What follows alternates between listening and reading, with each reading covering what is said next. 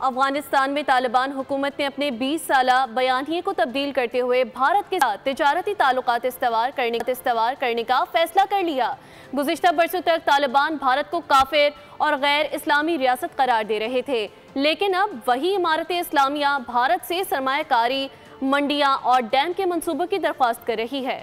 بھارت طالبان سے اقتصادی تعلقات بڑھانے کے لیے کوشاں افغان عبوری حکومت کی بھارت سے سرمایہ کاری کی درخواست۔ بامیان میں بدھ مجسمے گرانے والے افغان طالبان اب بھارت کے قریب ہو رہے ہیں۔ سابقہ افغان حکومت کو بھارت کی کٹ پتلی کہا جاتا تھا۔ طالبان اب بھارت سے گندم اور تعمیر نو کے لیے فنڈ طلب کر رہے ہیں۔ اسی طرح طالبان نے مسلم پڑوسی پاکستان کے ساتھ مسائل حل کرنے کے بجائے بھارت کی طرف ہاتھ بڑھایا۔ افغانستان نے مفاد کی خاطر ماضی کے تمام اسلام دشمن بیانیے کو پس پشت ڈال کر بھارت سے ہاتھ ملایا ہے۔ سبسکرائب کریں اور بیل دبائیں تاکہ کوئی خبر رہ نہ جائے۔